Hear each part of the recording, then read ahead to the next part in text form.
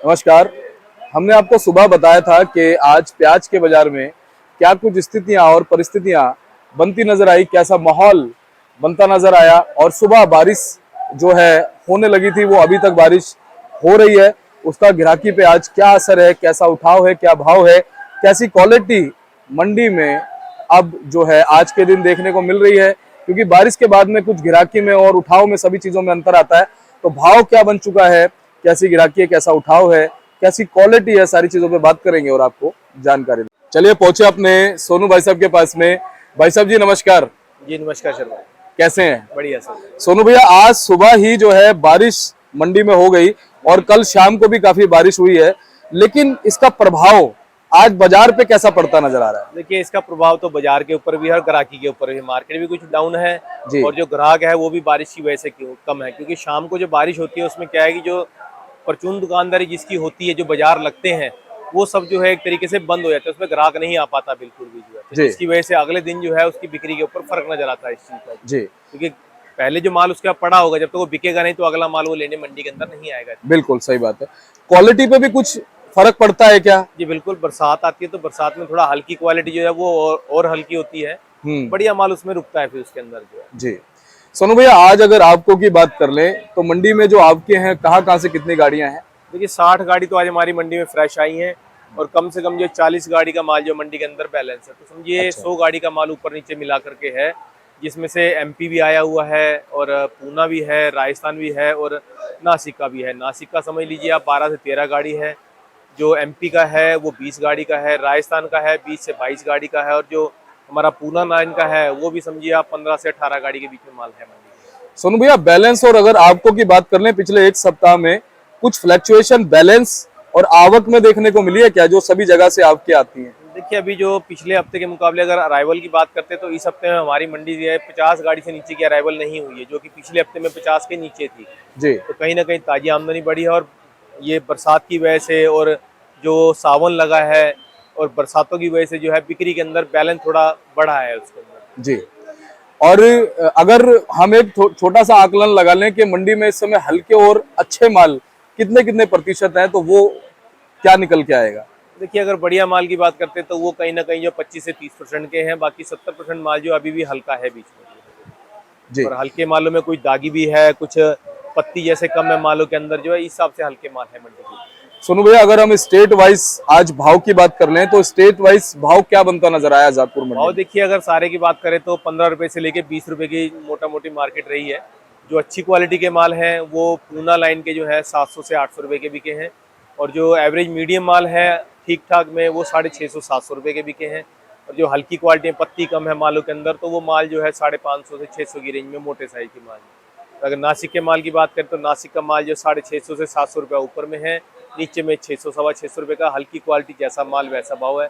MP के अंदर भी मार्केट का भाव यही बनता हुआ नजर आ रहा है। हल्की क्वालिटी जो है 500 550 की रेंज में, जो अच्छे मीडियम माल हैं 600 से 650 रुपये के, और जो मोटे माल हैं वो 650 से लेके 700, और माशागोरी में 700 से 750 रुपये का। और अगर हम बात करें राजस्थान के मालों की तो राजस्थान के माल जो है बढ़िया क्वालिटी 600 650 रुपये की बिकी है, नीचे में हल्के भारी माल जो है वो 400 से 450 रुपये की। सोनू भैया, राजस्थान से अच्छी क्वालिटी के माल कितने प्रतिशत आ रहे हैं? यही मान के चलिए 8 से 10% के, 15% के मोटा मोटी जो भाई, अच्छा। ज्यादा नहीं, क्योंकि इसमें साइज छोटा आता है।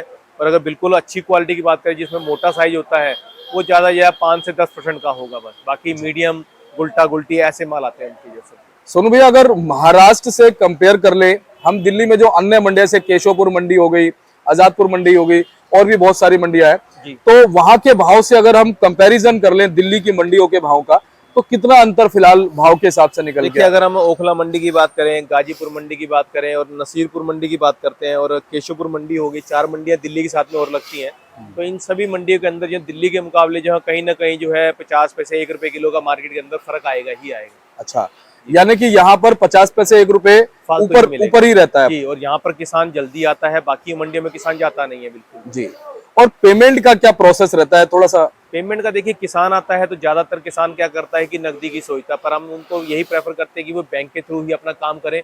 उसमें सब सेफ रहता है, कोई चोरी चकारी का डर नहीं होता है, कोई किसी दिक्कत किसी प्रकार की कोई परेशानी नहीं होती है उसके अंदर जो। और सबसे बड़ी बात यह है ना भैया, एक सेफ्टी और हो जाती है कि जब मोटी रकम लेकर के यहाँ से बंदा जाता है तो वहां भी कहीं ना कहीं सेफ्टी इशू आ जाता है। बिल्कुल आता है, तो इसीलिए हम पहले किसान हो व्यापारियों को यही प्रेफर करते हैं कि वो बैंक से ही अपना काम करें।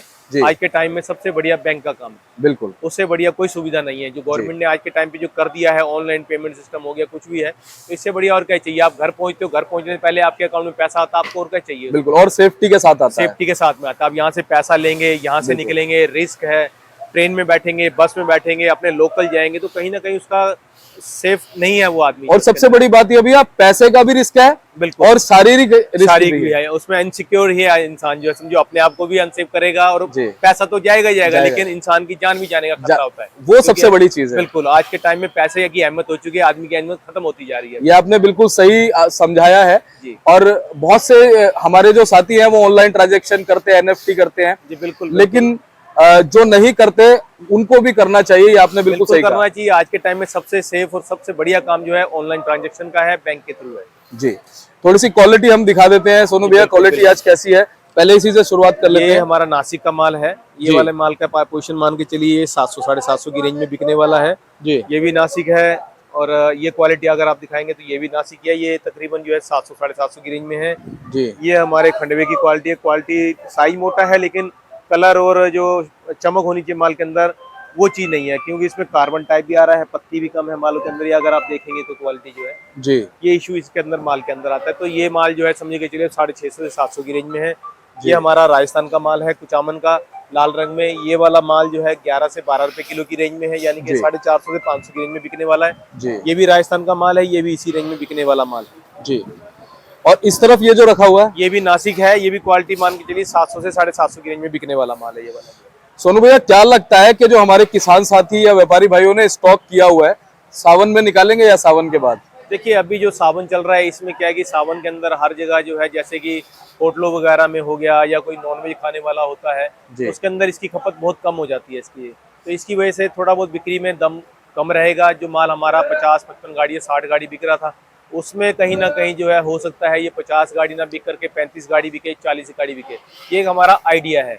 बाकी सावन के अंदर जो है प्याज थोड़ा कम खाया जाता है, जिसकी वजह से भाव के अंदर फ्लक्चुएशन आ सकती है। और रही अराइवल की बात, अगर पीछे अराइवल ज्यादा आती है तो मंडियों के अंदर अराइवल आएगी, जिसकी वजह से भाव फिर भी डाउन रह सकता है जी। अच्छा, एक चीज और है, अगर मान लीजिए हमारे देश में कम भी खाया जाता है और बांग्लादेश में कहीं ना कहीं डिमांड बन जाती है, क्योंकि प्याज तो लगातार एक्सपोर्ट हो ही रहा है जी, बिल्कुल, तो क्या जो भाव है वो स्टेबल बने रहेंगे? तो स्टेबल रहेंगे। उसके अंदर क्या है कि खपत होती रहेगी एक माल की, जो है जब खपत माल की होती रहेगी तो उसके अंदर क्या है कि मार्केट का जो बाजार का लेवल है वो एक कहीं ना कहीं रुका रहेगा। फिर उसके अंदर ना अप होगा ना डाउन होगा, और इस भाव के अंदर 1-2 रुपया डाउन भी जा सकता है, और अराइवल कम होती है तो 1-2 रुपया ऊपर भी जा सकता है उसके अंदर। सोनू भैया, पिछले 3-4 दिन में मैंने कम से कम 50 कमेंट ऐसे पढ़े हैं अपने चैनल पे जी, जो लोग किसान साथी जिन्होंने अपने प्याज को स्टॉक किया हुआ, लेकिन उनको समझ नहीं आ रहा है, क्योंकि इस समय भाव में स्टेब्लिशमेंट भी बनी है, कहीं ना कहीं थोड़ा सा चमक भी बनी हुई है जी। उनको ये समझ नहीं आ रहा कि प्याज को इस समय निकालें, अभी रुके, या अभी 1-2 महीने रुक के निकालें। आप क्या कहते हैं, क्या करना चाहिए? देखिए, पहले तो मैं अपने किसान भाइयों को यही कहूंगा कि अगर उनकी क्वालिटी टिकाऊ है, रुकने वाला माल है, तो कोई दिक्कत नहीं है। 15 दिन देखिए आप, सावन के बाद में जो भी हलचल होगी उसके बाद में उसको निकालने का काम करिए। अगर क्वालिटी हल्की है तो उसको रोकने का कोई फायदा नहीं है, क्योंकि ये बरसात जो है उस हल्की क्वालिटी को और हल्का करेगी, तो उसका कोई फायदा नहीं है। आज अगर आपके माल में 1 किलो 2 किलो या 5 किलो की जो भी खराबी है, तो आज के आने वाले 15 दिन में 20 दिन में वो क्वालिटी जो है 15 से 20 किलो की खराबी होने का चांसेस रहेगा, क्योंकि बरसात के अंदर हल्की क्वालिटी और हल्की पड़ती है। जमीन गर्म होती है, बारिश गिरती है, भपका मारती है, जो चीजें हैं वो खराब होती है इसके अंदर। तो इसलिए हल्की क्वालिटी को निकालना चाहिए, और कहीं जो बढ़िया क्वालिटी है उसको कहीं ना कहीं जो 15 दिन 20 दिन के बाद में उसको निकालने का प्रोग्राम करना चाहिए। और सोनू भैया, कहीं ना कहीं भाव में तेजी कहें, सुधार कहें, चमक कहें, तभी आएगी जब माल निकलते रहेंगे। जी, बिल्कुल, माल निकलता रहेगा, जो पीछे कम बचेगा, जो बढ़िया क्वालिटी बचेगी, उसके अंदर कहीं ना कहीं जो आगे माल का सुधार होने का चांसेस बना रहेगा। तो उसमें भाग्य काम करेगा, जिसके भाग्य में होगा उसे मिल जाएगा। बिल्कुल बिल्कुल, लेकिन फिलहाल माल बचेगी, जिसकी क्वालिटी बचेगी उसको तो हो सकता है कि भाव मिले, और जिसकी क्वालिटी नहीं बचेगी उसको तो यही कहेंगे कि आगे नुकसान करने से पहले उसको अभी निकाल के उसको वजन से ज्यादा माल को बेच के नक्की करें। बिल्कुल, चलिए, बहुत बहुत धन्यवाद सोनू भैया आपका, और बहुत अच्छा मार्गदर्शन लगातार काफी महीनों से आपसे मिल रहा है, और निष्पक्ष, अच्छी, सच्ची और बढ़िया राय आपसे मिलती है, जिससे हमारे दर्शकों को मार्गदर्शन मिलता है, और नियमित तौर पे वो आपको देखते भी हैं। जी बिल्कुल, शुक्रिया सर, बहुत बहुत शुक्रिया सर।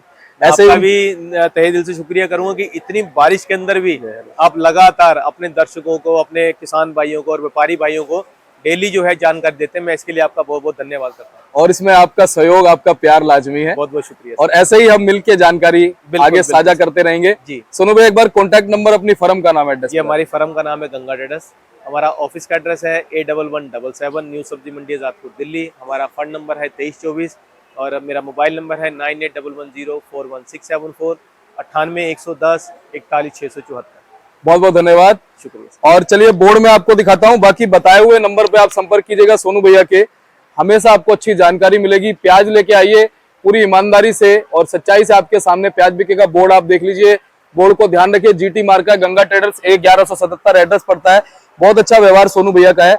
आप एवरी टाइम कभी भी संपर्क कीजिए, कभी भी फड़ पे आइए, प्याज आपका बिकता नजर आएगा। चलिए मिलते हैं अगली अपडेट के साथ, तब तक के लिए जय जवान, जोर से बोलो जय जवान, भारत माता की, भारत माता की, भारत माता की, भारत माता की।